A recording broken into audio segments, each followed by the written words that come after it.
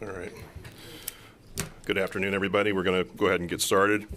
Welcome to the Salina City Commission meeting for March 10th, 2025. And I'll ask staff if the Kansas Open Meeting Act required notice has been properly provided. Yes. Thank you. Roll call. Mayor Linkowitz. Here. Commissioner Davis. Here. Commissioner Hoppick. Here. Commissioner Ivy. Here. Commissioner Longbine. Here. For all those that are able, please join me for the Pledge of Allegiance and moment of silence. I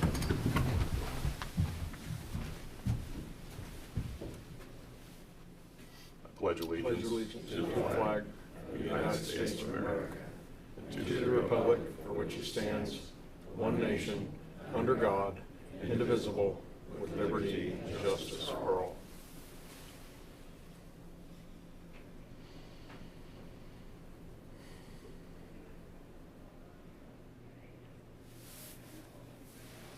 Thank you.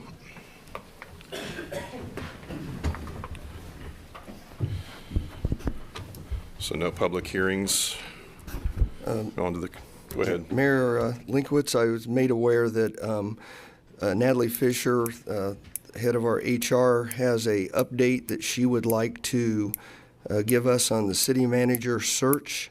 So I would move we add item 5.3 to the agenda, allowing Natalie Fisher to update us on the city manager search.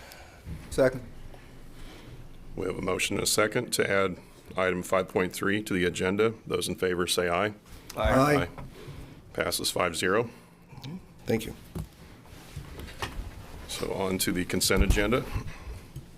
Item 4.1, consider approval of the minutes of the meeting of February 24th, 2025. Item 4.2, consider awarding the 2025 vehicle and equipment rebid for a stump grinder to Vermeer Great Plains in an amount not to exceed $68,750.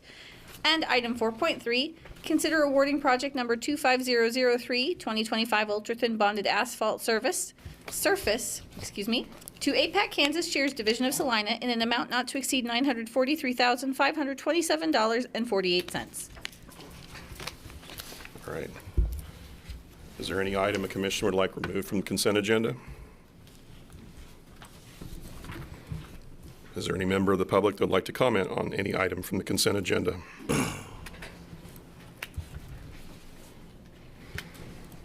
Thank you, Mayor. Yeah, just on the stump grinder issue, I just wanted to ask if there's been any progress made in perhaps getting the equipment to prune trees or cut down entire trees in the right-of-way that may be in the way of some of our trash removal equipment, and or with the storm season coming, the possibility that we'll have significant amounts of down trees and down limbs.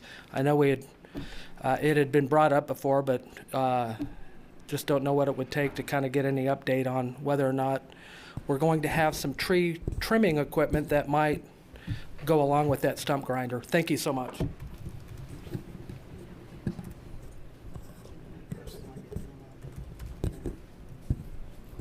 Norman Mount Salina. Is there an alternative to the stump grinder? There is. It's a lot cheaper. Look for it.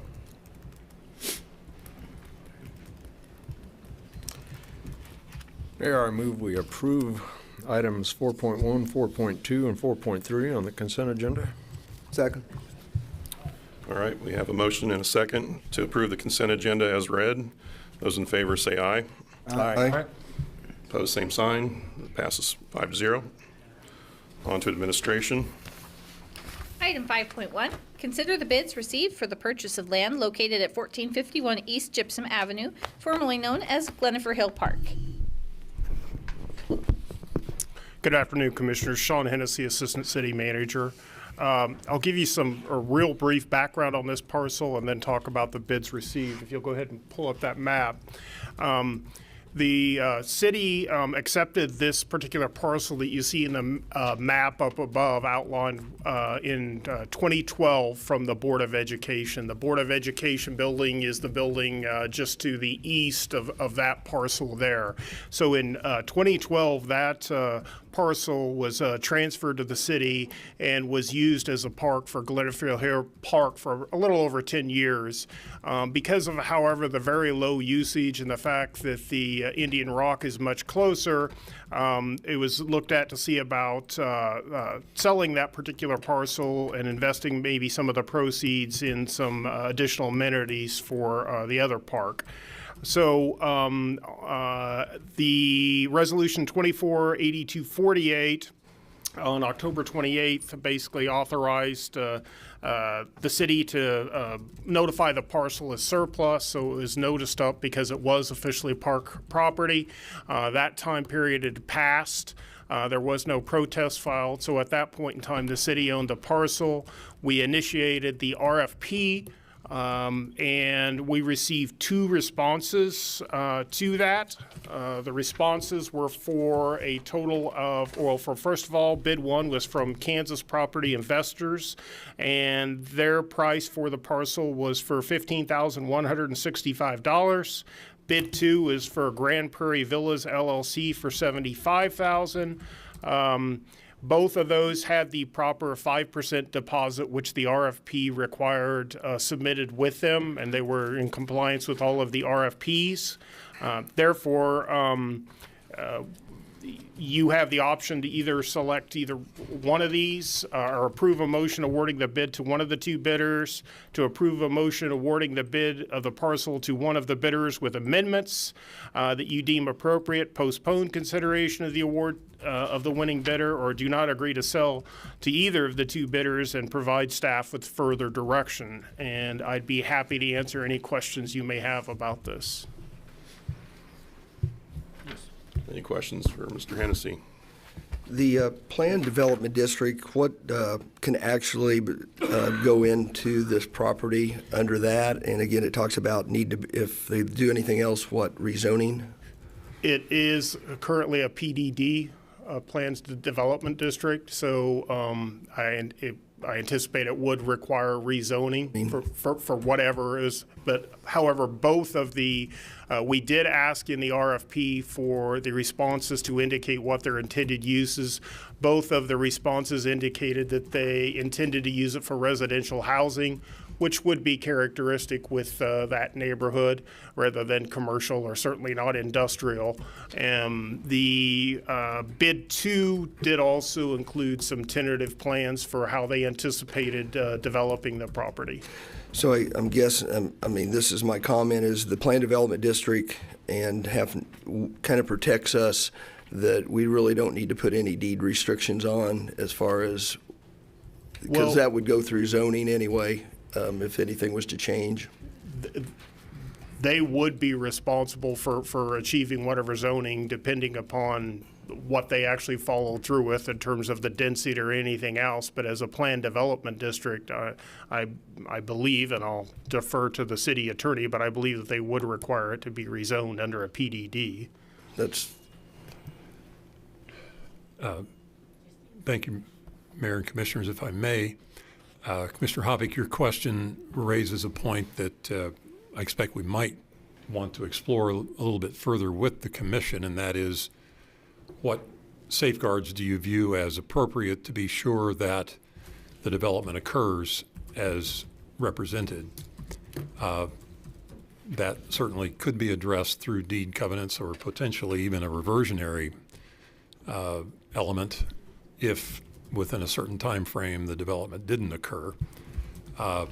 Those are the types of things that I'd anticipated working with staff in developing the proposed or recommended actual contract of sale should you determine that you wish to go with either of the 2 proposals.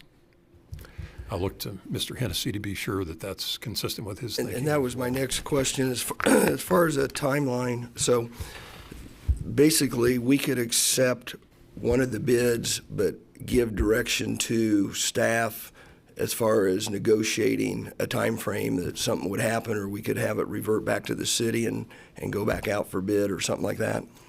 That is certainly an option available to you, and that is a mechanism that we have used previously in other proposed scenarios.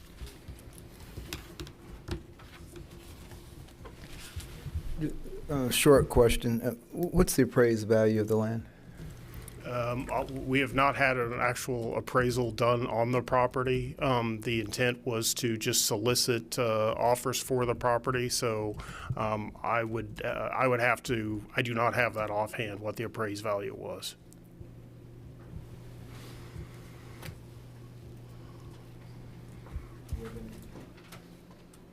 Similar parcels of land in a similar area that would be a ballpark guess? And I'm just asking people who are more into real estate than I am, obviously. I'd say the appraised value is what someone's willing to pay for it, and we got that in front of us.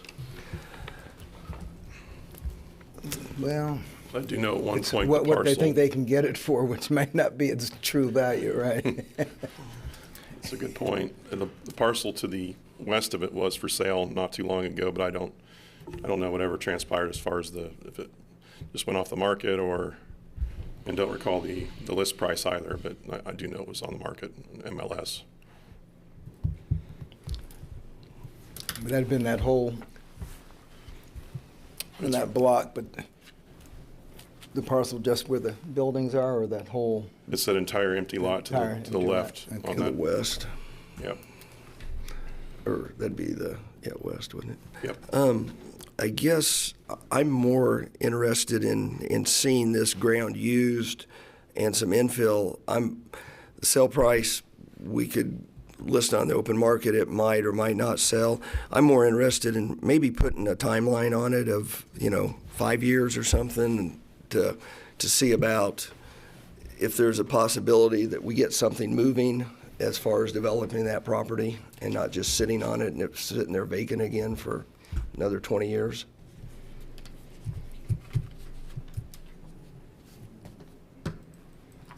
So I'd prefer to see it get back, get something built, get it on the tax rolls, get it So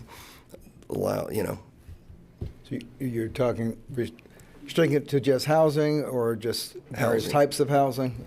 I'm not gonna, that's up to the developer, whether it's single family or multifamily, duplexes, whatever. Yeah, and we already have quite a bit of multifamily in that area, and I think that this would probably, that's their intentions, would complement that. I would definitely be open to that.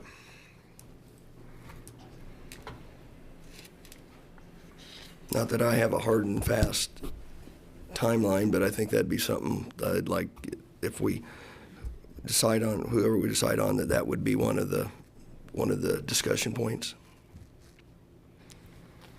Is 5 being a little generous for the amount of years, or do we want? Well, I was sitting here asking myself the exact same question. Certainly to present a plan should occur, I would think, sooner than 5 years. If the commission wants, if you want to move forward with selecting that vendor, we can talk with them and Right, that's see what I what they would- want to do and see what the time frame might look like from their perspective, and kind of build that into whatever agreement we have on the actual sale of the land. Well, and as far as choosing a purchaser, obviously Grand Prairie Villas, they're not only is their dollar amount more, but they came to us with some, some drawings and some ideas. So that would be my choice, is to go with Grand Prairie Villas. Is that a motion? You want to make that We need to discuss and have public True. comment also. is your desire to make the plan a condition of the sale? I don't know about the plan, but the plan would be to work with them and set a timeline where we would expect to see some progress on that, whether it's have a plan drawn and then have construction begin. And I think in that, then you can put the reversion area, if that doesn't happen within so many years, that it reverts back and the city repurchases it. One question I think that may come up if there is a restriction on the timeline is what if they transfer the property? Are we going to restrict their ability to transfer it? Because if we have an agreement with party A and then they sell it to somebody else, the question is, unless it's a covenant which runs with the land, they would not be bound by that. It'll need to run with the land, yes. Yeah, that reversionary language would be run with the land and be binding upon. It's not just binding to that individual, it's binding to the land, yes. Yeah, we can accomplish that, certainly. The only other thing I might mention quickly is certainly if, based on the discussion, and I'll look to Mr. Hennessy and Mr. Wood to be sure this is consistent with their thought, but you certainly can make a preliminary determination and ask that staff pursue particulars with whomever you might choose as a preliminary authorization. And then, of course, the contract would come back for your ultimate consideration. So we could make a motion awarding the sale of the parcel subject to approval of the contract? Yeah, I think I would refer to it as a preliminary determination, subject to that development of the proposed agreement. And again, I'm looking to Mr. Wood and Mr. Hennessy to be sure that's consistent with their thought. And you have broad discretion to add those conditions that you would like to for the sale of the land. The RFP did not originally envision any restrictions, but you certainly, as the governing body, have the right to impose restrictions on the sale of land.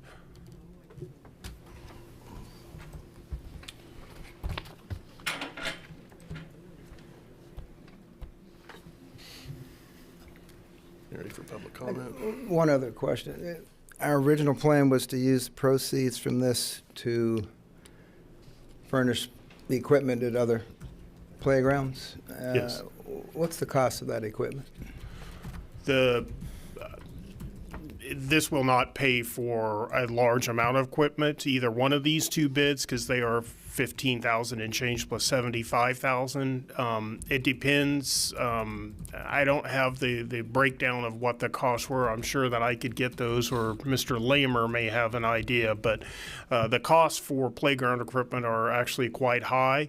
This would pay for some pieces of equipment. We did reutilize some of the equipment at the park, such as some swings, some benches, some trash cans, and also some basketball goals. But we would also then have the additional amount from the sale to purchase whatever equipment was deemed to be the most useful. And that hasn't been determined yet, because obviously part of that decision will be made by how much money was available. So the fundings will just supplement what we already have set aside for equipment replacement or playground replacement. We have a fund where we set money aside for that, so it'll just supplement what we're already doing. I'm still uncomfortable with us not knowing a ballpark figure of what the land is worth, considering cost of land for other housing in the city. Just, and we could always choose to sell it for less than the appraised value, but like to have some idea. I actually thought this land would have, the bids would have been higher than this. Certainly much higher than the lower bid, but I don't have any numbers to use as comparison.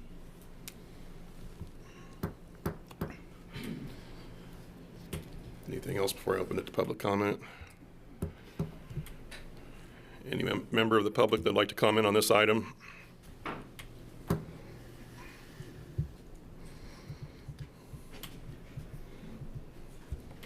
Norman Mantle, Salina. This used to be America. It's not America anymore. The true method of discovery of fair market value is public auction that day. That's how we do it. But it's not freedom anymore. When 5 of you are dictating laws, It's a dictatorship. Do any of you know what the true method of an international distress signal is? The flag upside down. You better fly it.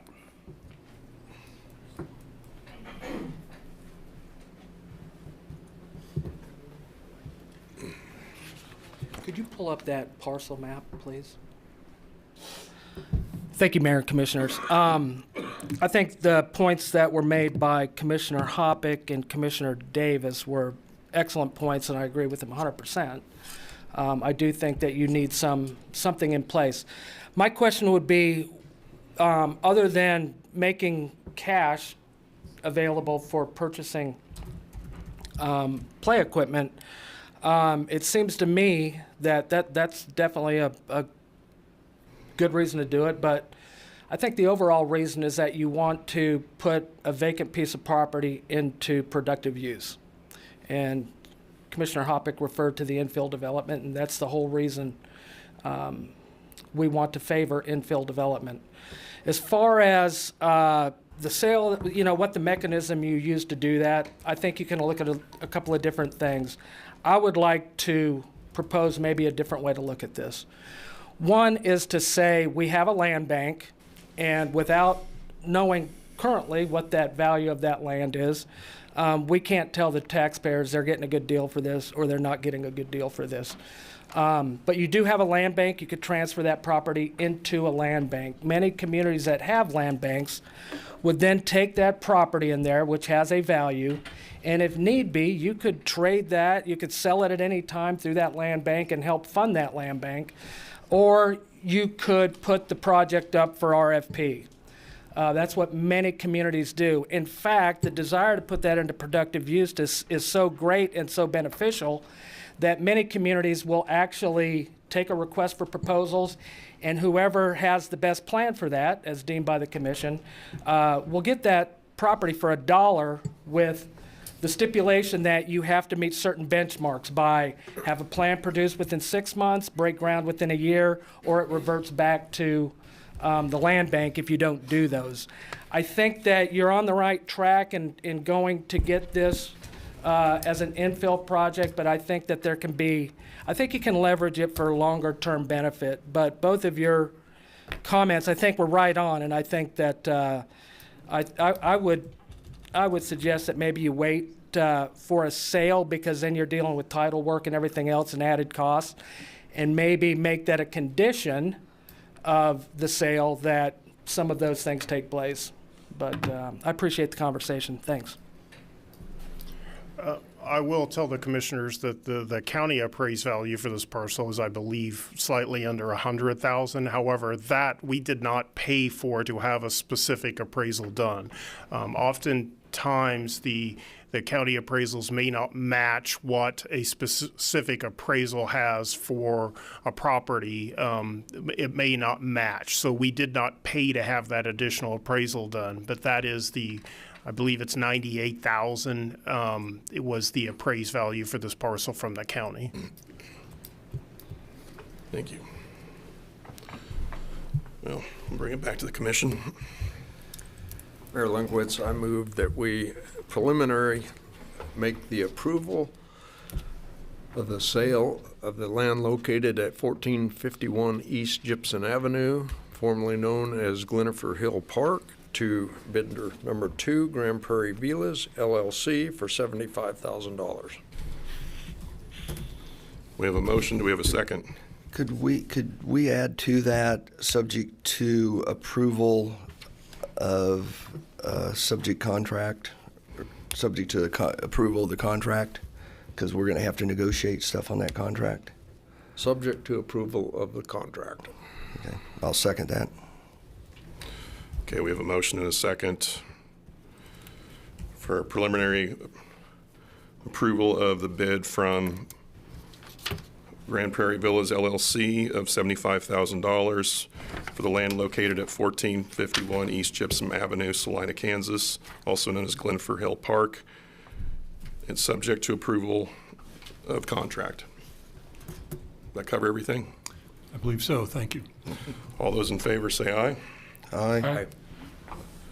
Opposed, Nay. same sign. 1 nay. Okay. Passes 4-1.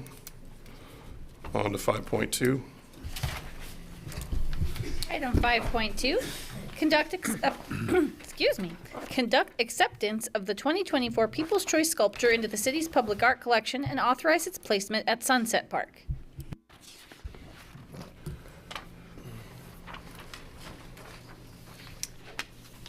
Thank you, Commissioners, for your time today. My name is Crystal Hammerschmidt, the Arts Services Coordinator of the Salina Arts and Humanities. I'm asking you to authorize the acceptance of this year's People's Choice Sculpture, Going Home by Sandra L. Johnson, for placement at Sunset Park within the War Memorial over there. I do want to note that as we're placing sculptures and we continue to address some neighborhoods in the community that maybe are underserved when access to arts, both the Arts Commission and the Community Art and Design Committee has set a goal to start thinking about neighborhoods outside the downtown. So this is one that kind of touches on those goals for both of those committees. Do you have any additional questions? This is, it's Coming Home. It is a soldier with an angel. We are still exploring sort of the base and how that's going to be presented at Sunset. We're probably looking at some concrete work to get that installed, and also trying to match the aesthetic of the War Memorial as we're moving forward with those final decisions. Would it be possible to get a photo of that sculpture up on the, just for, if we can, if fine, but if that's capable of staff, that'd It's be like great. we had one included in the packet. Not to put anybody on the spot, and just, I personally like the sculpture. I'd like to share it with the, Either out of the packet or it's probably still in sculpture tours.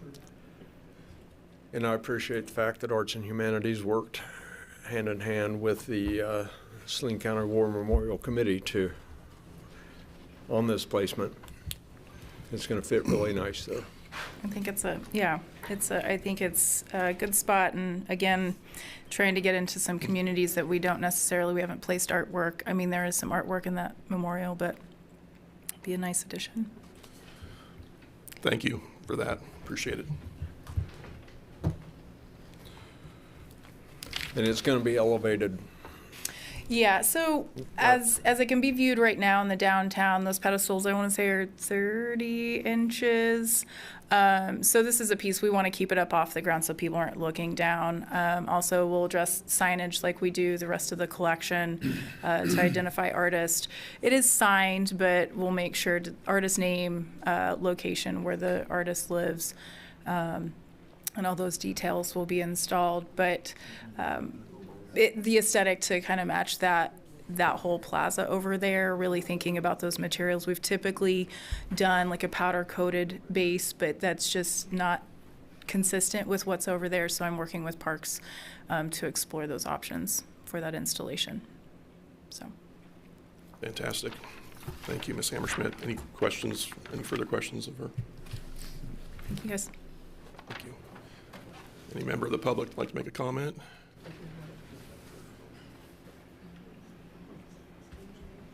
Good afternoon. My name is Stan Britt. I'm presently the chairperson for the Salina County War Memorial Expansion Committee. I did not quite catch, there is a placement for this sculpture to go, is that correct? Yeah, straight west of where the Purple Heart Memorial is. Okay, very good. Yeah, because that's what we had, the committee and us, we had discussed as that would be an excellent place for that to happen. The sculpture is, if you really take a look at it and see what it represents, that the angels are taking the soldiers who have given all to the heavens. That's a very impacting sculpture. I think that's an exact place, a good placement for that there. It kind of makes it includes it in the War Memorial itself, and it's right across from the dentist pew. It's kind of cattywampus, I guess, if you will, across from the Dale pew. So that kind of gives us three quadrants that are filled up. So that just leaves the fourth quadrant over there for something else coming in the future. But I just wanted to say on behalf of the committee, we are excited about having this sculpture put in place there because of its deep meaning. Thank you all very much, and y'all have a great day. Thank you.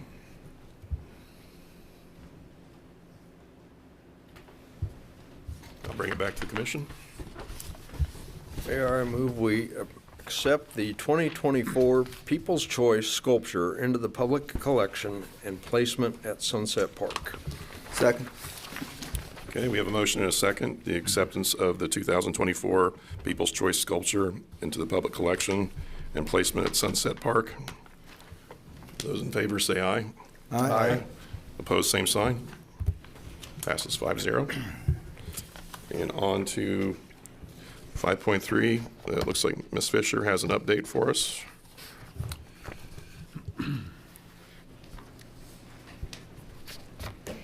Good afternoon, Mayor and Commissioners.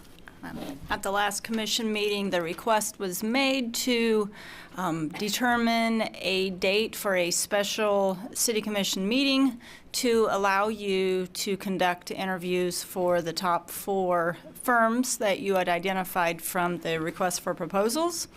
That has been scheduled in conjunction with your schedules for this Wednesday, March 12th, beginning at 2:30.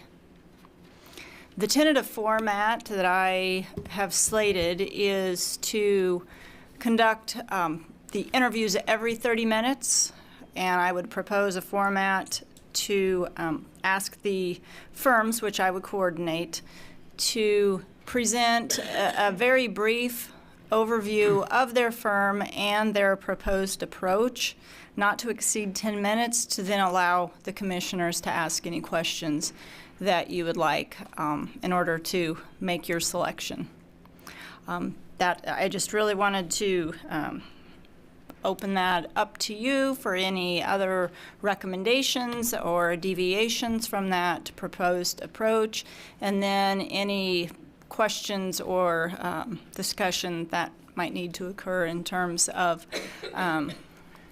the logistics of that day. I guess the one thing I will mention, just so everyone is aware, it is a virtual format, so we will not have representatives of the firms on site. They will be appearing via Zoom.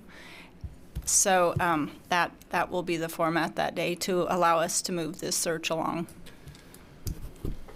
One of my requests is that the individual we're interviewing is the actual individual that will do the search on our behalf, and has that been relayed to all 4? Yes, that has Okay. been requested. Okay. They may have one additional individual from their firm appearing as well, but the request was specifically, in the event that firm is selected, we want the representative That will be assigned to us to be the one in the interview.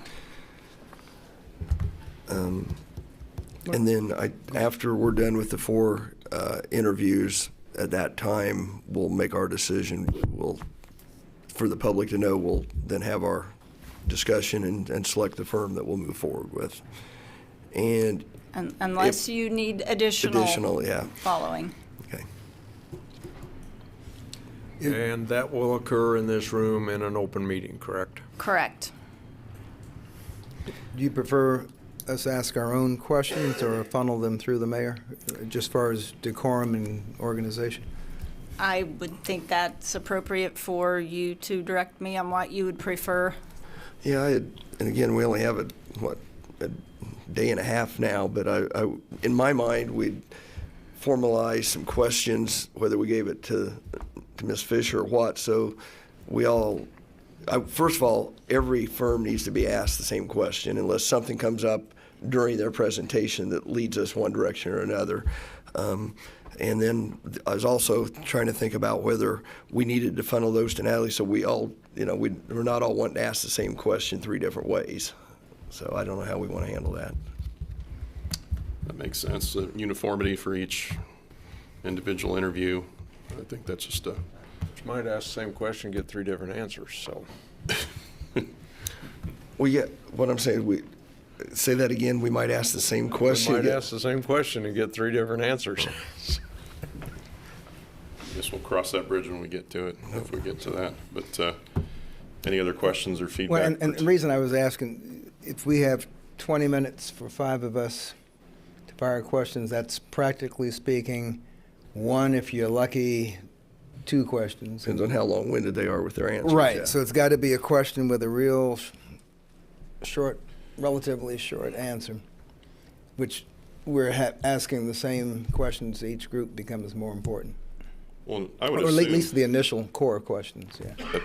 that makes a lot of sense, but I would assume at initial part of that, they're going to have a presentation of sorts, you know, where they kind of present who they are. And again, I've not been through this process before. It seems like that would be the methodology. Their presentation may answer half our questions before we get there, too. That's kind of where I was From going my with that is- memory, their presentation will be a rehash of what we have in our notebook already. So, you know, at almost, say, 8 minutes of an initial presentation and 22 minutes of questions.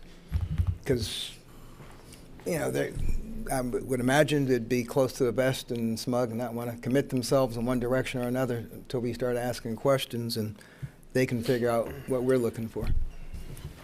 So I believe in your email, it lists the firms that we narrowed down to 4. Does everyone have that? So I'm thinking I need to take that notebook information and. I threw all the others away. I have the 4 in my Yeah. notebook, so that's all I have left. Recycle. That's all I have left. So. And I can restate those Yeah, if you would. briefly, sure. So Baker Tilly, Government Pros, also known as GPS, Raftelis, if I'm pronouncing their firm's name correctly, and Strategic Government Resources, or SGR.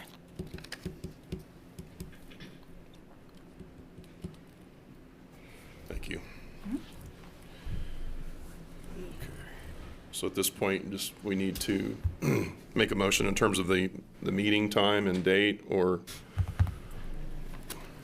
I guess one other thought, this is going to be the only thing on the agenda, correct? that'd be my assumption. Yeah, Special meeting, one item. Yes, given the opportunity to actually call the special meeting, in that you're convened here today and can do that, I would think that would be in order. Whatever detail you wish to elaborate on beyond that would be fine, and then directing Ms. Fisher to, she had just recently been able to confirm the availability, and so now that we know that, and now that we know the Commission's thoughts, she can promptly get the public notice out of that special setting, if that's your choice.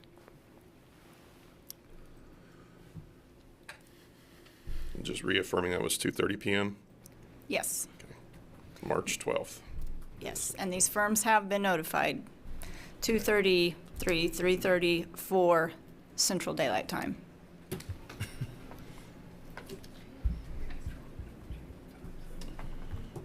Anything else? Do we need public comment on this? All right, so I'll bring it back to the commission. Mayor, I move we call for a special meeting to conduct interviews for the city manager search firms Wednesday, March 12th at 2:30 p.m. Second. Okay, we have a motion and a second for a special meeting on March 12th, 2025 at 2:30 p.m. Central Time pertaining to the city manager search. All those in favor say aye. Aye. Opposed, same sign. Passes 5-0. The only thing that I would ask is if you would like me to compile the questions, I guess that's fine, or if you want to bring your questions for the firms as well. I'm willing to do either. I'd prefer just that they get random. I think compiling and getting to you by 2:30 Wednesday's going to be a rush right now, so I think we're going to probably just try to make sure we get everybody asked the same question. I'm sure as the process goes on, we'll think of additional questions. Okay, thank you. Thank you. No development business. Any commissioner have any other business they'd like to discuss?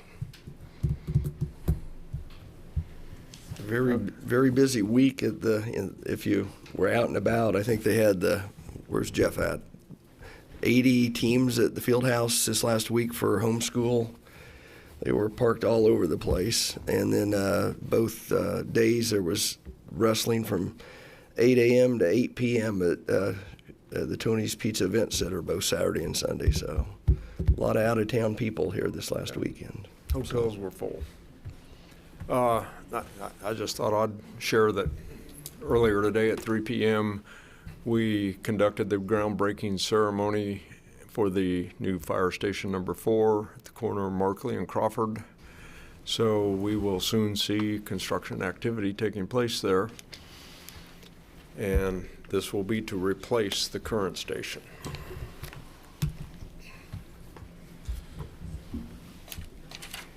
Anything else? Okay. On to Citizens Forum. Please keep your comments within the 3-minute time frame.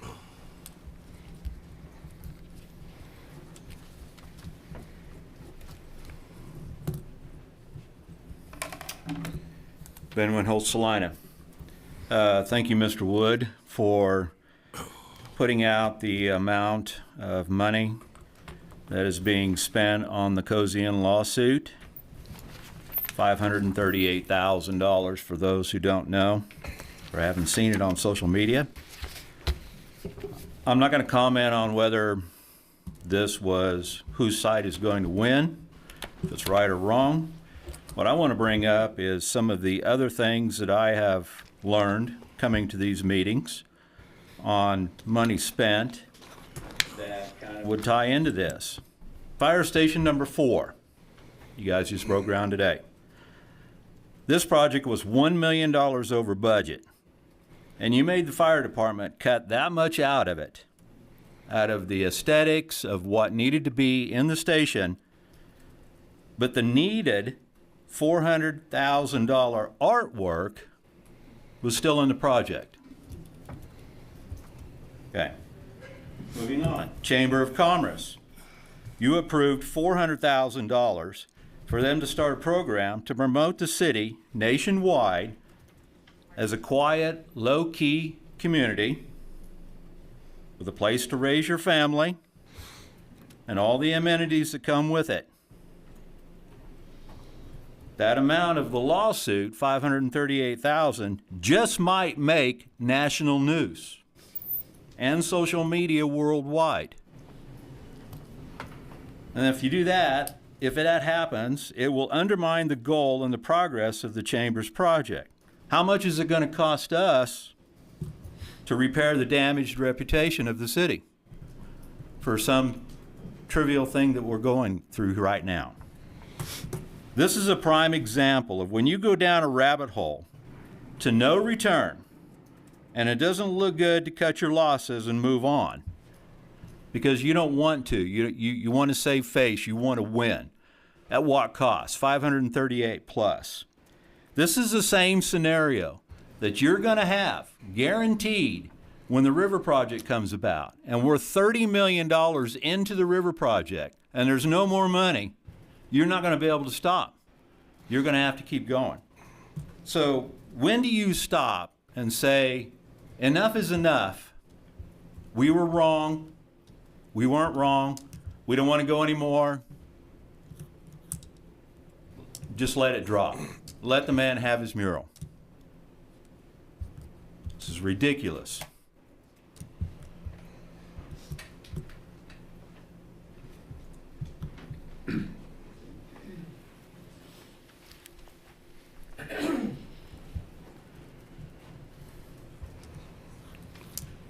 Katie Shorling-Veal, Salina.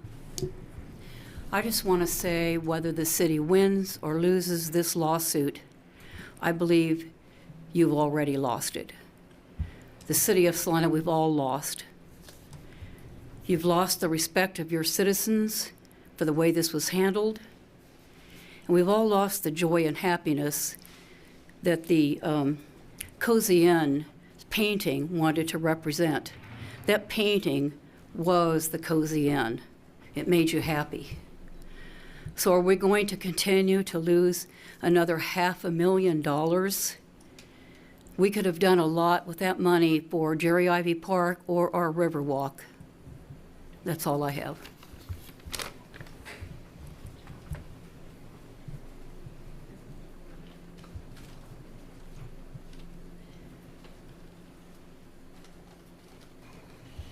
Norman Mile, Salina, Kansas. Landfill issues. Aluminum versus plastic. Other areas, other states are using all aluminum. They're getting rid of plastic. That's an issue you need to address. Bird flu issues in the United States. Health issues in the city, in the county. With your river channel, your Lakewood Park water sources. It's a city, county, countrywide issue. Bird flus, and it's going to get you. You will die if you don't address this issue. That's a health issue. That's you that's going to get this bird flu. It's here. And what are you doing about it? Nothing. It's your responsibility to address these issues. You failed in your responsibilities.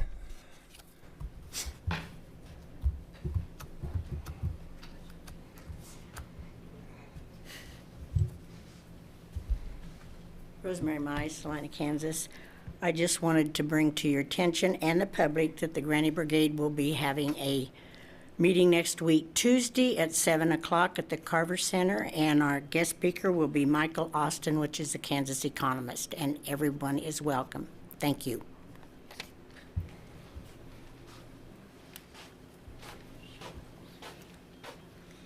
All right, Richard Albert Humphrey II, Salina, Kansas, an all-American city. Believe that. Republican or Democrat, read, write, rules. Reminder, Robert's rules to advance these boards. Let the Housing Authority just know that I'm applying to have a seat at the table. I think that my attendance speaks for itself. From this law of attrition to law of attraction, the people's chance to own properties is where it's going, and the Fair Housing Seminar is up next. Republican or Democrat, reminder, growing your own food is our oldest form of rebellion, and may the best gardens win the next party. On behalf of Fair Exchange and some affiliate vendors, we're suggesting the churches with kitchens sync their calendars so God's gardens can tithe accordingly. Again, Democrat or Republican, reminder that numbers don't lie, decisions do. And a quick reminder that mercantilism is a strategy to return the crown to our city. Heads up, I'm the new norm.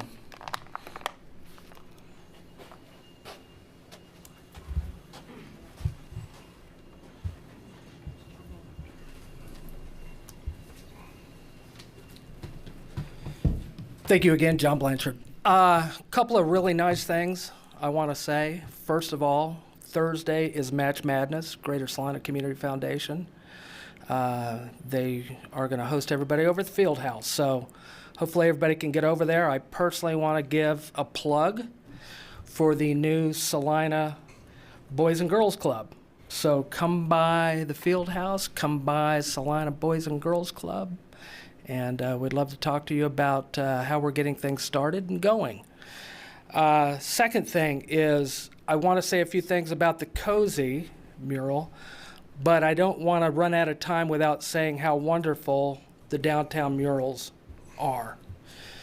It's been a great shot in the arm for enthusiasm for the arts, and I hope that will all continue. I'm concerned that when things come up, like the Cozy mural did, and not so much that it came up, but really kind of the way we've handled it And when I say the way we've handled it is that there really hasn't been any communication with the citizens. I had given to me several documents from the court case, and there was significant conversation between the city manager's office and you commissioners before the whole thing ever went down. And there are just a number of ways that you've handled this that I don't believe you handled very well. So my recommendation is always, boy, see if you can work something else before you force somebody into a corner where that's the only action that they have. So I agree with everything that was said here before. I think it was said very well. We only get 3 minutes, so if you want to hear about 37 more minutes of this commentary from me, you can tune in on Facebook to the Amazing Ex-Mayor's Show. So already about 3,000 people have watched that video, and so I encourage everyone to go there and look at it. I know that several commissioners are big fans. So I would just encourage you that you be a little more transparent on what's happening here, that we get a more firm idea of what projects cost. I know you went into executive session several times discussing the COSI, and I just would like to hear from some of you how much is too much. The commitment bias is obvious. The victory on either side will be a Pyrrhic victory. But the bottom line is I just hope the enthusiasm for the murals downtown doesn't become dampened by this. Thank you.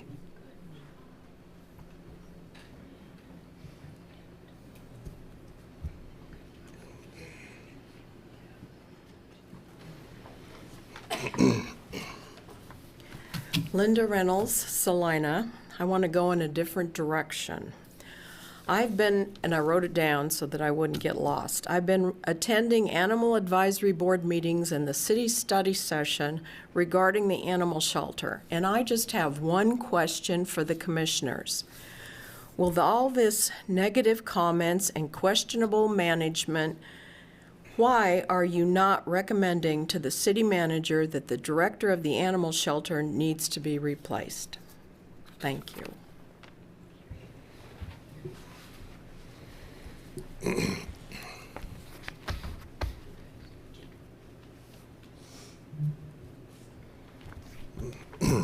If that's it for public comment, I do have one statement that I will make pertaining to the Cozy Inn Incorporated versus City of Salina. As you may or may not be aware of, City Commission Agenda, General Order of Business and Public Participation Policy, a Salina citizen exercising the opportunity to address the City Commission on a topic which is not on the meeting agenda during Citizens Forum should not expect any two-way dialogue with the Commission. As it pertains to the Cozy Inn Incorporated versus City of Salina case, is pending in federal court, and neither the Commission nor staff can comment on this matter. Basically, it's ongoing litigation and ongoing lawsuit, and we can't engage or provide any additional information, and it's frustrating, but that's how it is. Thank you.